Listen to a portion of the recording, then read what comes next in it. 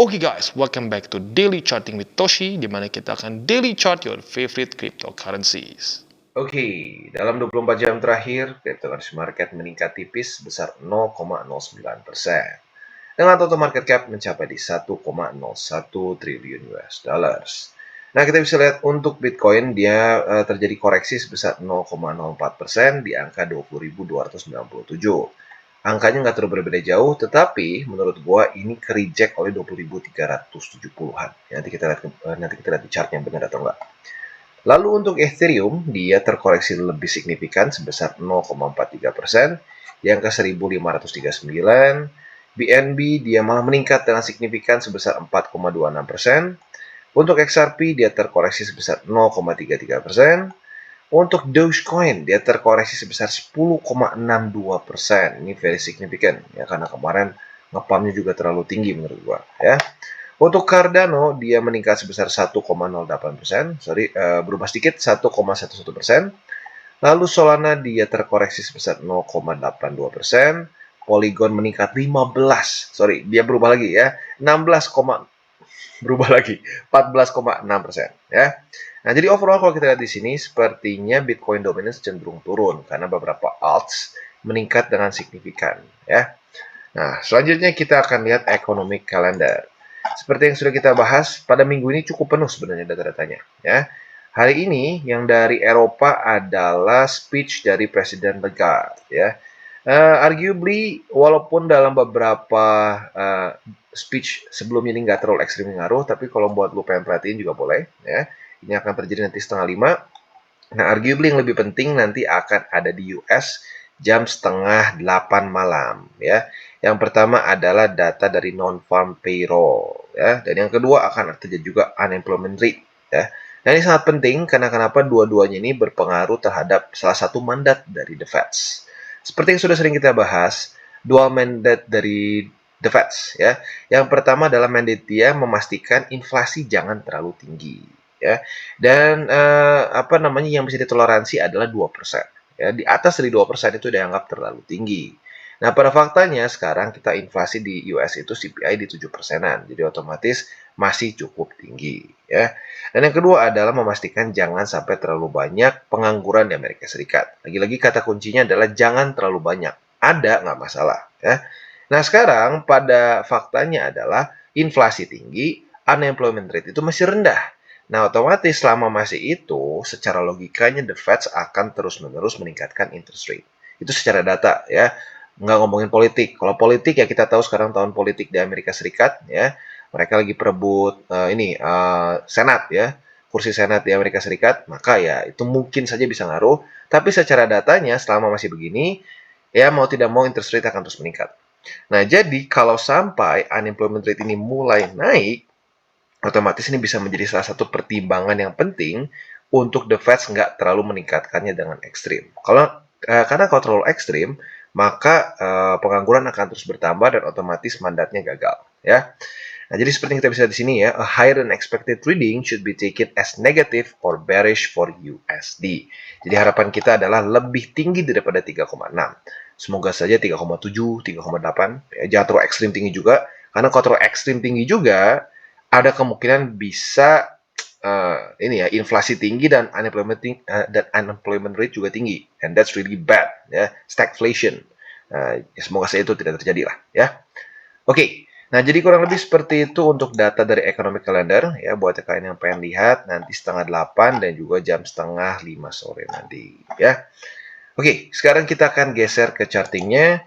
Seperti dugaan kita tadi, dia ke-reject oleh 20.371. Wah, dukun bang? Enggak lah, ya. Kenapa? Karena memang ya, di sini ada struktur, ya. Tadinya support, tapi sayangnya gagal lanjut ke atas, gagal membuat higher high, akhirnya malah menjadi resisten sekarang. Nah, tentunya buat lo yang sudah nonton DCWT dari beberapa hari lalu, gue sudah bahas skenario ini, ya. Kalau jebol ke bawah, retest 2 kali alias konfirmasi, ada probability untuk setup posisi futures. Tapi lagi-lagi itu kita bahas di belakang lah, ya.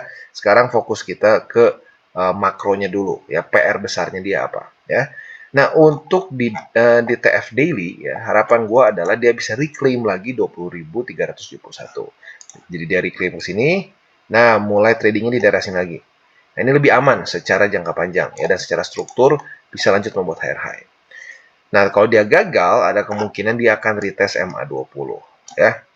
Itu untuk secara daily-nya. Nah, untuk weekly-nya dan lebih untuk long term-nya, kita harus geser ke indeks Bitcoin di sini ya. Dan kita geser ke weekly, yaitu PR-nya adalah MA20. Nah, MA20 ini seperti yang gue sudah bahas di beberapa DCWT sebelumnya, ini adalah salah satu komponen dari bull support band. Nah, bull support band ini adalah satu indikator yang menurut gue sangat enak dipakai untuk menunjukkan kita sedang dalam keadaan bear market atau bull market. Ya, kalau kita lihat sendiri, dengan jelas kita kereject terus oleh MA20, ya. Plus kalau mau bilang juga sama bull support band, ya otomatis, ya ini kita masih dalam kondisi bear market. Jadi apabila ya Bitcoin mulai bisa weekly close di atas dari MA20, kita akan coba mulai ubah lagi ini sebagai bull support band. Karena sekali lagi kalau sampai dia bisa reclaim bull support band, artinya Bitcoin ada probability reversal, ya. Reclaim, dan kalau dia benar-benar jadikan support, nah itu benar-benar akan menjadi pertanda reversal, ya. Oke, jadi kurang lebih seperti itu untuk Bitcoin, ya. Sekali lagi, PR untuk long termnya adalah menaklukkan MA20 di weekly, ya. Nah, selanjutnya kita akan geser ke DXY atau indeks dolar ya. Untuk indeks dolar ya kita bisa lihat ternyata dia kemarin mantul di MA20 dan juga menjadikan 112 ini konfirmasi sebagai satu support. Cukup menyebalkan ya. Tapi kalau kita lihat berita bagusnya apa? Bitcoin basically kemarin nggak terlalu drop karena itu. Padahal kalau kita lihat Nasdaq, S&P, dan Dow Jones itu muntah darah kalau kita lihat ya. Kemarin ya lu lihat sendiri lah secara price action berantakan.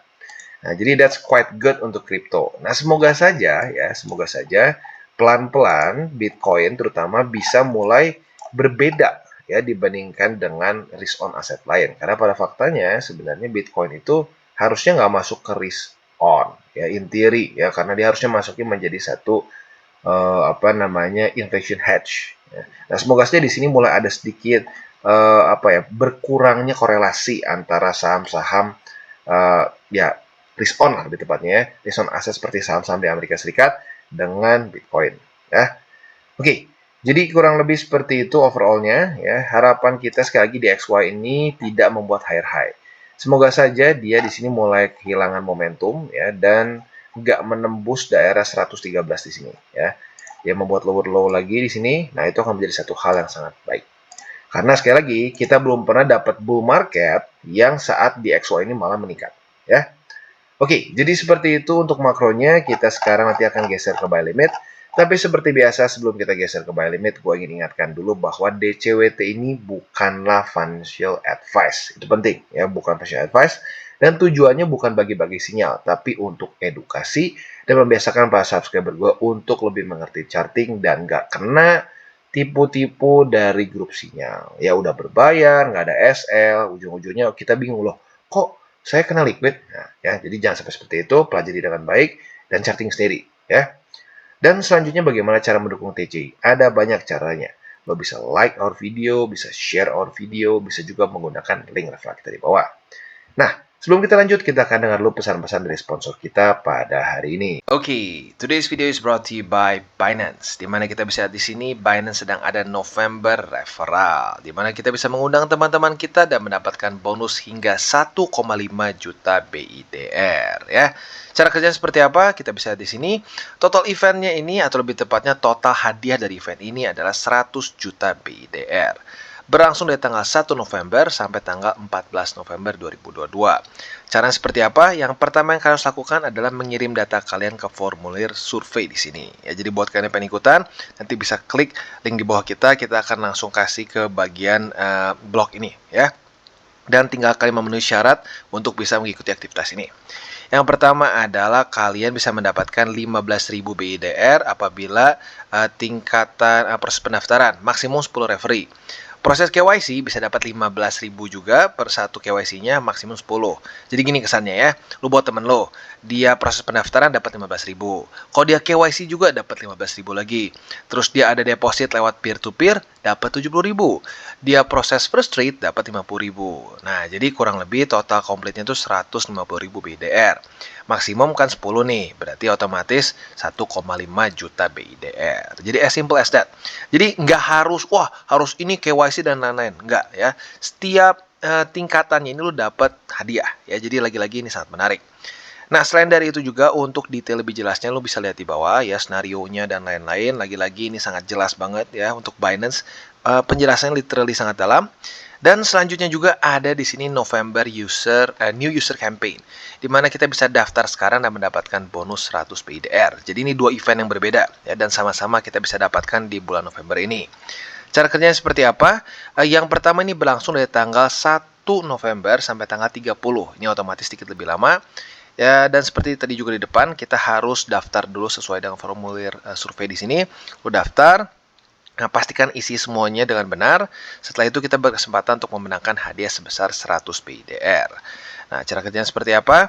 Kita harus menyelesaikan proses registrasi dan mendapatkan 100 BIDR. Lalu kegiatan ini dilakukan atas first come, first serve. Jadi buat kalian yang telat, ya otomatis nggak dapat. Ya. Dan yang ketiga, harus isi formulir. Kalau tidak isi, dipastikan tidak akan mendapatkan hadiah. Dan yang keempat, ini jumlah maksimum pemenang hanya 1000 saja. Jadi buat lo yang tertarik, ayo secepat mungkin daftar di Binance. Dan buat lo yang belum punya linknya, bisa cek link referral kita di bawah. Dan jangan lupa untuk mulai trade di Binance. Oke, dan sekarang kita akan masuk ke buy limit untuk Bitcoin. Nah, sesuai dengan pembahasan di DCWT kita sebelum-sebelumnya, ini sudah terjadi retest pertama di 20.371. Otomatis pada hari ini kita bisa lakukan pending order posisi short di daerah 20.371. Karena kalau sampai kena lagi, ini adalah retest kedua alias konfirmasi ya. Nah, tentunya target posisi short kita dari 20.371 adalah MA20 untuk target konservatif dan target yang lebih agresif adalah di MA50. Ya, jadi kurang lebih seperti ini. Kalau sampai kena di sini sekali lagi, kan kita sudah punya pending order nih ya. Posisi shortnya antara di 20 TP-nya atau di MA50. Ya, sekali lagi gue ingatkan, untuk 20 lebih konservatif, 50 lebih agresif. Itu untuk posisi short. Ya. Untuk posisi long, kita bisa pertimbangkan di MA50. Apabila nih ya, ini the best case scenario-nya, dia retest di sini, turun, kena TP konservatif, kena juga TP agresif, dia mantul, dan mantul lagi sekali lagi, terjadi konfirmasi di 50, kita bisa pertimbangkan untuk buka posisi long di sini dengan target TP yang kurang lebih sama, mirip-mirip dengan yang posisi shortnya, tinggal dibalik saja. TP yang lebih konservatif di 20, TP yang lebih agresif adalah di 20.371 ya. Jadi kurang lebih seperti itu untuk posisi futures di Bitcoin ya.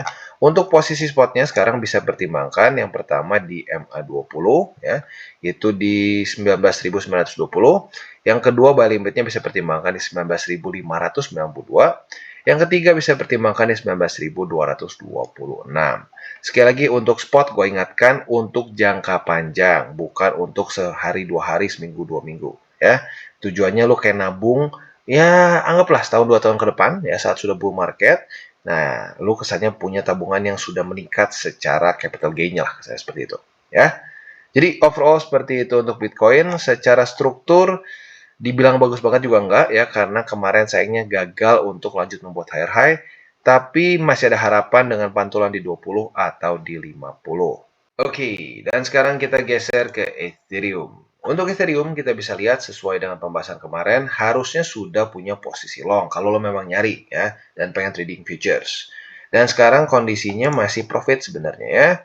Profit sekitar 1, ya kalau dibulatkan 1,7%-an. Not bad, not bad. Nah, target TP-nya di mana? Target TP-nya ada 2, seperti pembahasan kemarin juga. Yang agresif adalah di MA200, yaitu di 1661. Yang lebih konservatif adalah di 1623 for now ya, karena ada probability MA200-nya terus turun malah berubah menjadi yang lebih konservatif lagi sebenarnya ya.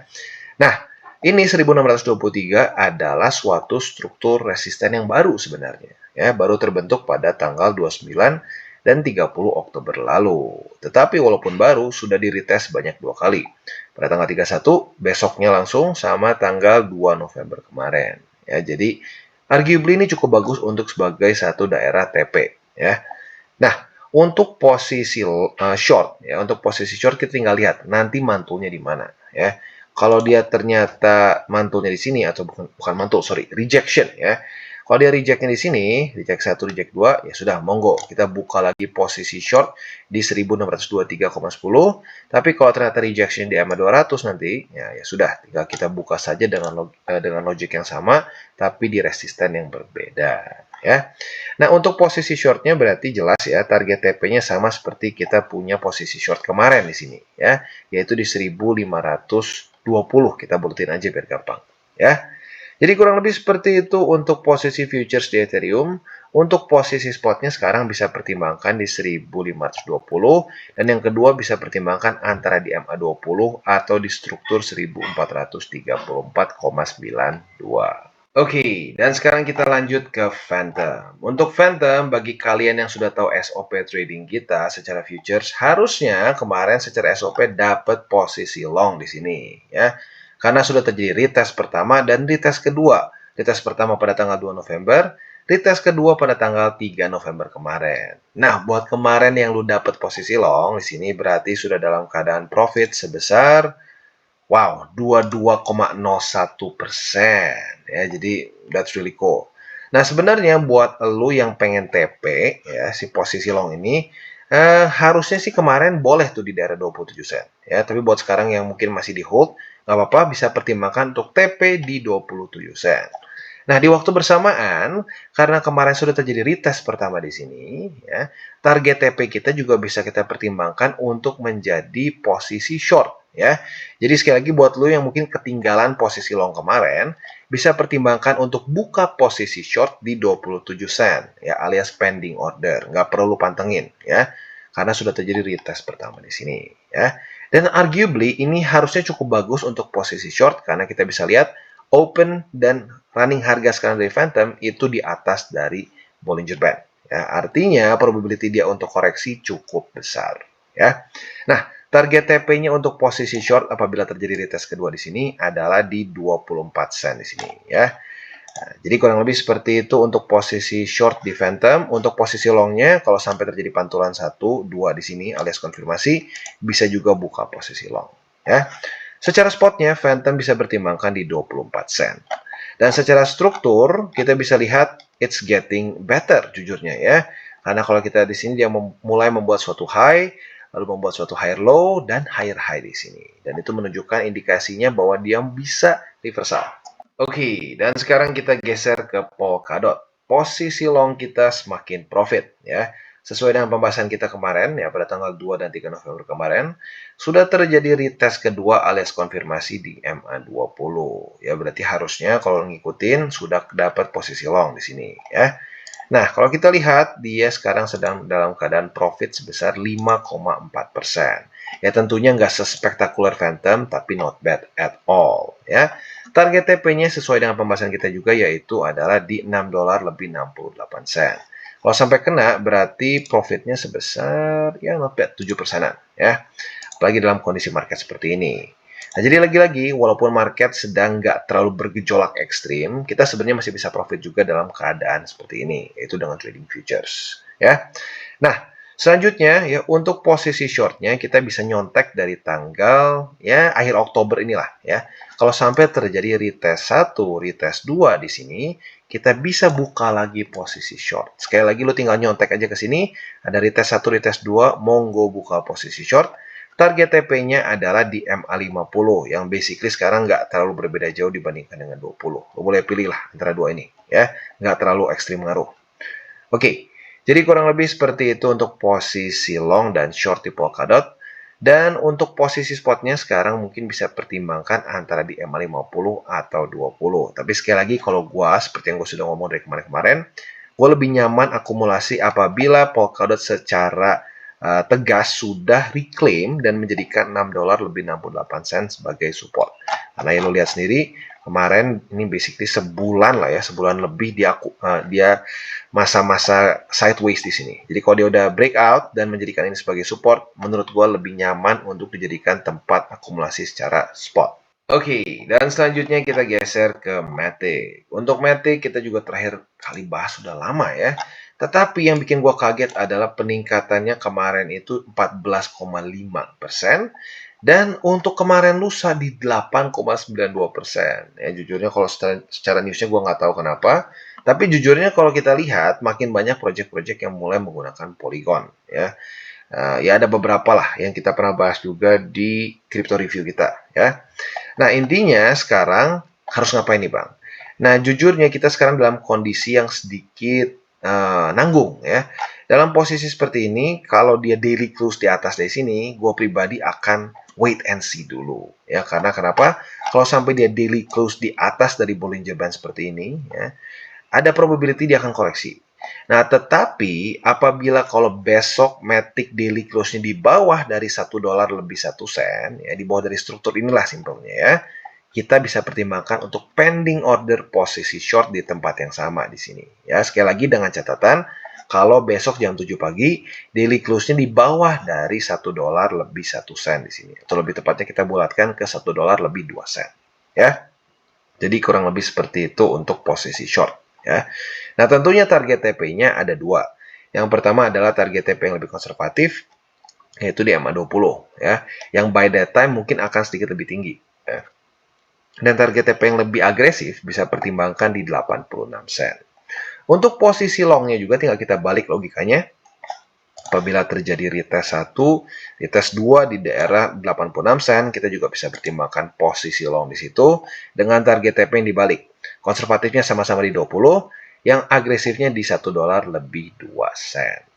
Jadi kurang lebih seperti itu untuk posisi futures. Untuk posisi spotnya, sekalian aja di 86 sen, dan secara struktur it's getting a lot better ya, terutama kalau dia bisa mulai menaklukkan lagi dan mulai daily close di atas dari $1 lebih 2 sen.